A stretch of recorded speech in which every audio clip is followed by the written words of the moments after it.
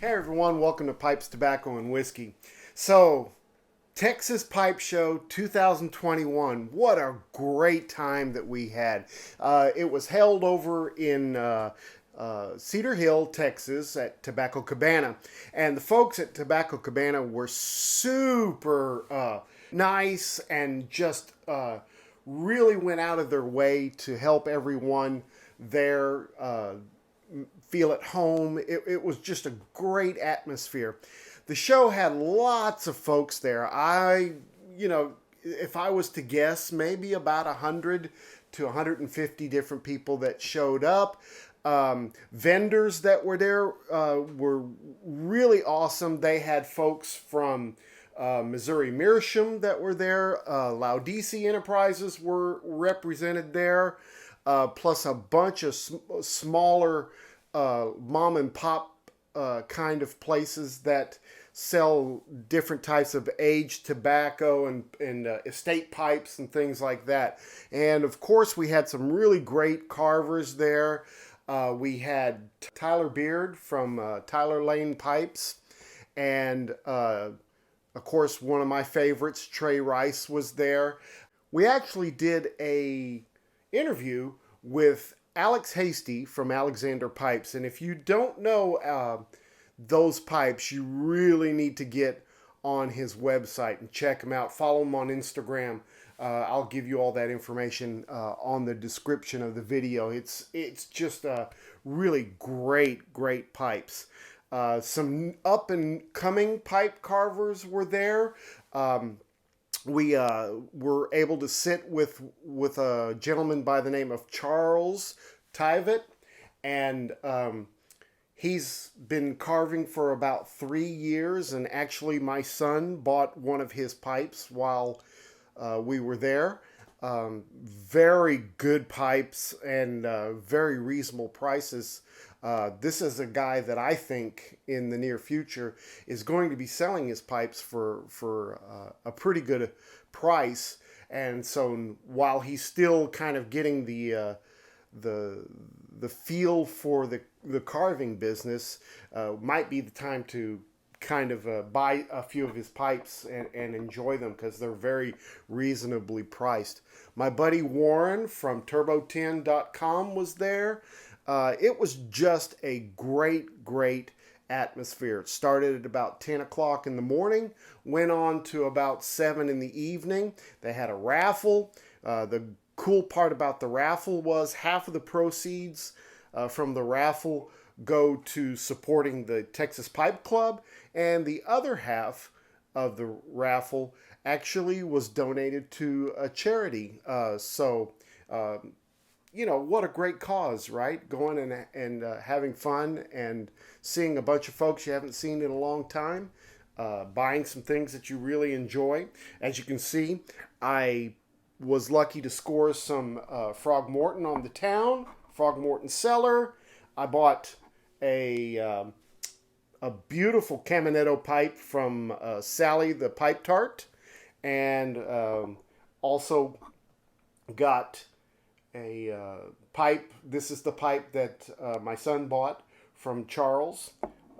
Just really great time. So without any more hesitation, we're going to go ahead and I'm going to show you the interview with Alex Hastie, and then after that I'm going to just show you some various pictures of that folks took while they were there, of all the tent tables and vendors and things like that, and folks that were there.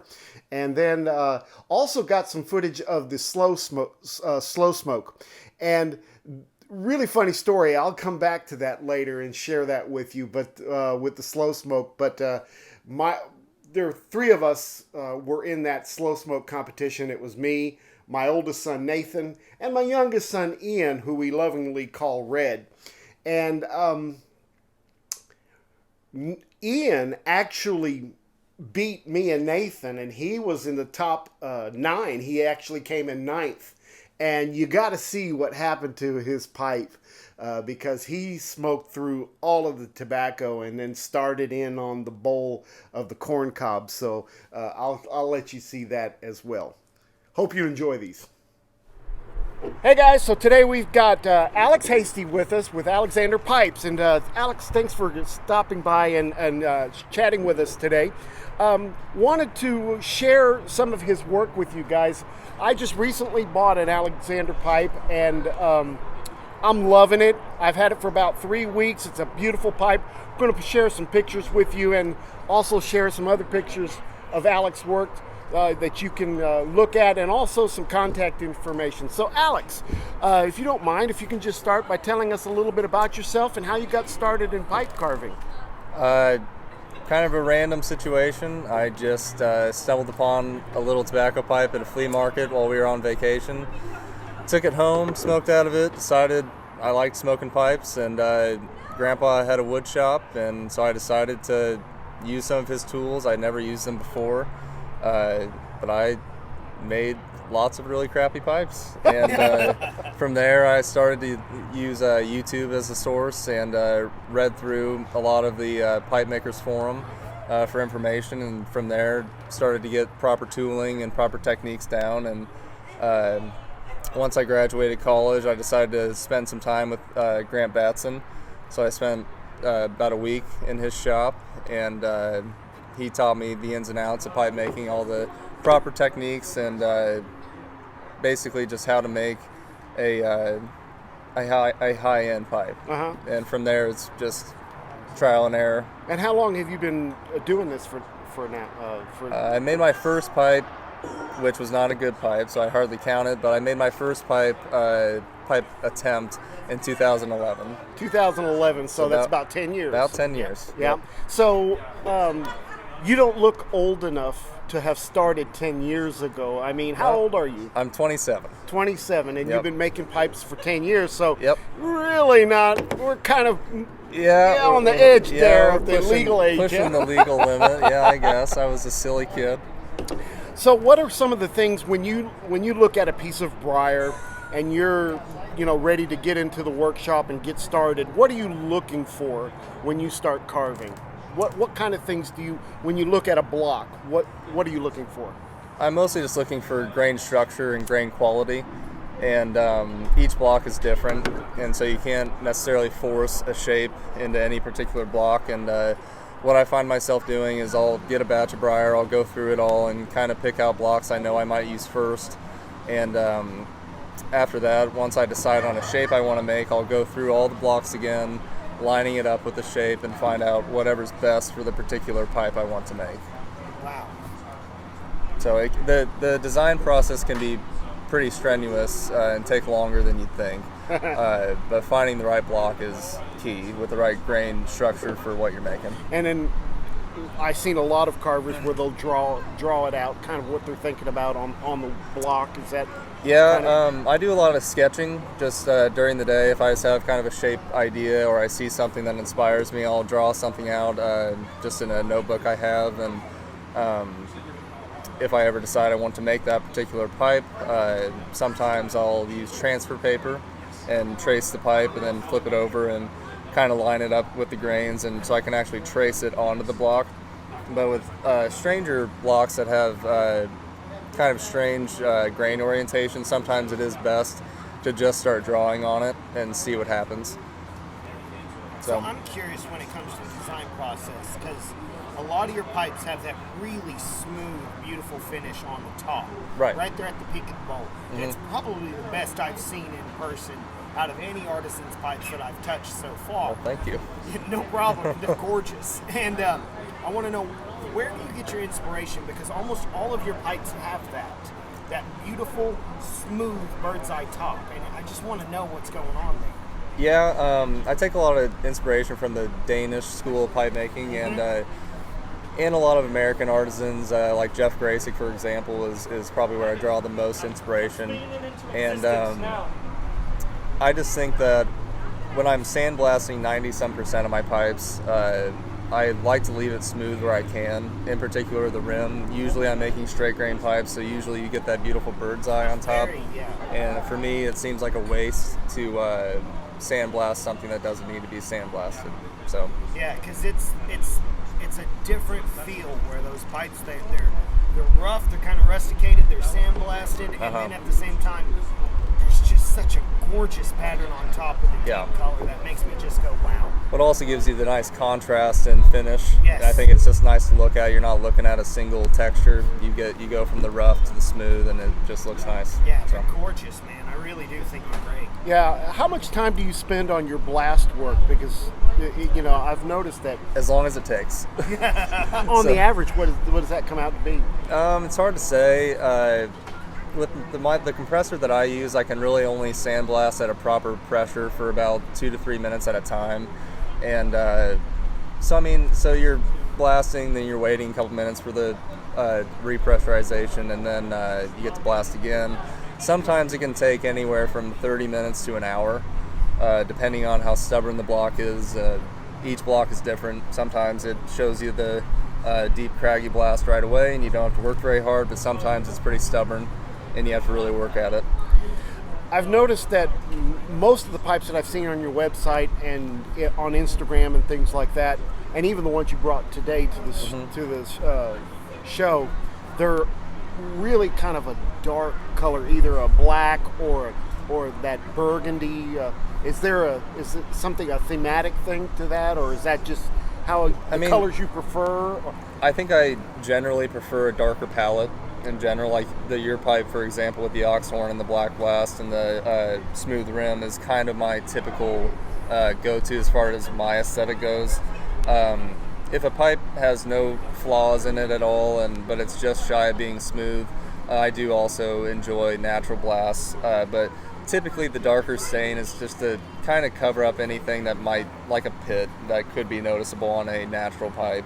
And so that's really the purpose behind the color. But in general, I prefer the darker colors. Have you done some smooths also? I mean, they just happen a little bit more rare. And that sometimes can come with the quality of the briar. I'm still kind of working on building up my supply of the grade 1 types of blocks. And sometimes it's tough to do in this industry. There's only a finite amount. And I have a high standard for what I'm going to make smooth. If it has flaws in it that need to be covered up, I cover them up, and I don't want to show them on a smooth. Where do you source your briar? I source it kind of wherever I can. There's a couple suppliers here in the States, but soon I'm going to start working directly with the briar cutters in Italy and perhaps in Greece with Makis, and start ordering directly from them, see if I can get some better stuff. Build a relationship with the cutters is kind of my goal. Yeah. And you do this full time, don't you? Yep. So this is your job. It is. Does it ever feel like when you're going to the shops, like, man, I got to go to work? Or, I mean, how do you feel about that? I don't really consider it work. I don't know. I never am upset to go to work, and if you ask my fiance, she'd say I work too much. I like my job a little bit too much. Yeah. I spend most weekends out there, at least a couple hours at a time on Saturday and Sunday, and it's just what needs to be done, and I don't think about it like a job. It's just... Well, I guess what started out as a hobby that turned into a pain. Yeah. It's kind of a different feel than the other way around. Yeah, like I'm not working hourly. I'm not working for a salary. I have a set amount of things that need to get done for the week, and whatever it takes. And I think the days that you're not a very good pipe maker are the days that you're really down and not focused, and so it's easy for me to go in and be excited about what I'm doing. Did COVID affect your output at all? Well, COVID happened at strangely a convenient time for me because I was moving shop, and so I had to spend about a month building up my new shop and kind of assessing my whole process to improve it. But it took time and a lot of new parts, and so I was able to kind of take that month to develop my skills and develop my efficiency, and in the end it's paid for itself. And but as far as sales and whatnot goes, the community has been so supportive throughout the whole pandemic, and there really wasn't, it wasn't horrible. Well, of course, we all missed shows, but I think we're such a tight-knit group that even just working online strictly, it hasn't been too bad. Yeah. So you live in Kansas. Yep. Where'd you go to college? In my hometown, Ottawa, Kansas. Okay, and what was your major? I studied business administration and marketing. So there's a good background there at least to start your own business. Yep, and that made sense to me when I Well, graduated. I'm going to have to say Boomer Sooner. Okay, Yeah, that's fair. Is there anything that you wanted to share that we haven't asked you? I know there's a lot of people out there in this community that are aspiring pipe makers just as a hobby. I guess my advice would just be keep at it, and you're going to get better. It just takes time. Very good. Ask a lot of questions. Yeah. Yeah, and there's a lot of good carvers out there Right. that are willing to share all their knowledge and wisdom. Which is surprisingly different than some other markets where they'll be like, back off. Yeah, there's We not got a, it, don't worry. Yeah, we got a secret. We're not going to share it. Yeah, Yeah. we got it, don't worry. there's not a ton of secrets. It just you'll get the information and you just have to apply it, and you'll run into hiccups and you'll screw up, but just got to try again. Do it better next time. Very cool. So, Alex, how can people get a hold of you and look at your work? I have a website, alexanderpipes.com, and more frequently posted to will be my Instagram page. It's alexander.pipes. And you can message me on, there's a contact form on my website, and I'm fairly responsive on Instagram. Sometimes it's tough when a lot of people are messaging, but yeah, Instagram and my website are a great place. I mean, to that's reach me. how I saw this pipe was on Instagram, and Yeah. I think that's probably the best way to Yeah, to I've look had at your one or stuff. two conversations on some of your stuff on Instagram. Yeah, too. yep. I post on Instagram close to 4 to 5 times a week. So Well, we'll post that stuff in the description of the video, so if you need to get a hold of him, want to look at his work. Also, we're going to put some pictures of some of your Great. work at the end of this video so that you guys can look. Guys, if you want a great pipe for a great price, you need to talk to Alex. It's an awesome deal and a very, very fine smoking tool. I appreciate that. Alex, thanks for coming on with Yes, us. absolutely. Yeah, we appreciate it. Awesome. Yeah, did you enjoy the show? Absolutely, yeah. Did okay? Yes, it was Yeah, great. good, very good. All right, guys, thanks for watching. We'll see you next time. See ya.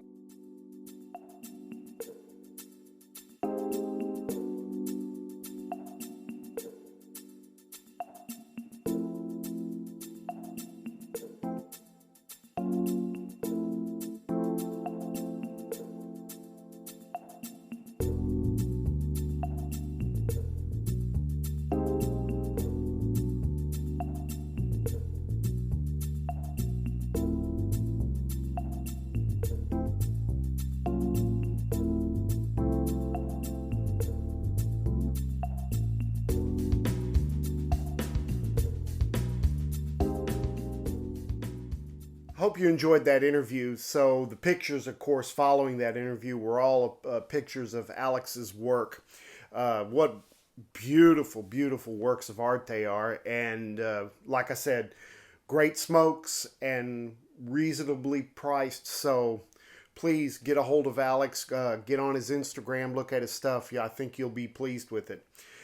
So coming up now, we're going to just show some various pictures of folks that were there, vendors, pipe smokers, everybody that contributed.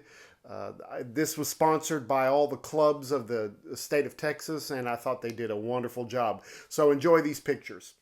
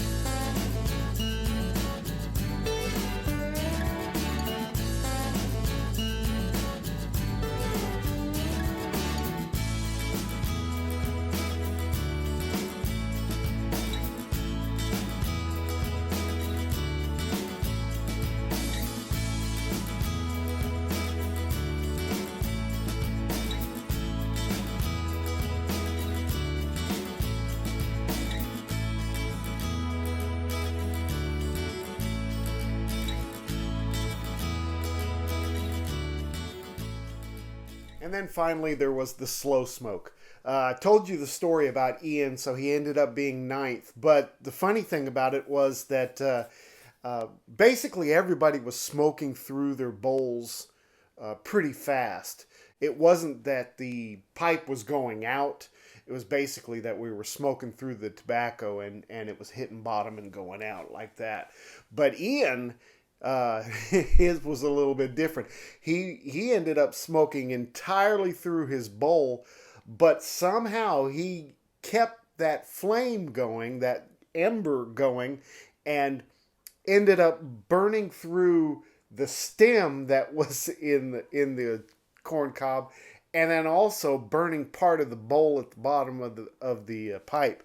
So I've got a little bit of footage of that, and then also there's included some pictures of guys in the slow smoke. There were 37 participants, and it was really fun. Though I think the winner ended up smoking for 71 minutes, something like that. Ian did great. He was in it for 40 some odd minutes, so he was doing pretty good too. Watch It's clogged. Are you out? It's clogged. Do it. Try it. I can't. It's There was clogged. smoke. There was smoke. Oh! Oh, shit! It's broke! Smoke it! Oh, shit! Damn it! Thank you. Nice. Yeah! I think we got like 15 people still going, man. Come on, keep going, dude. I don't wanna. You get the top 10, you get a prize. Yeah, price isn't worth my brain. Yes, it is. Gotta keep it going. He looks like he's about to shit his pants. Maybe the smell will make y'all Let's do this. If you guys are still in. Nope, Jeremy's out. 34 even.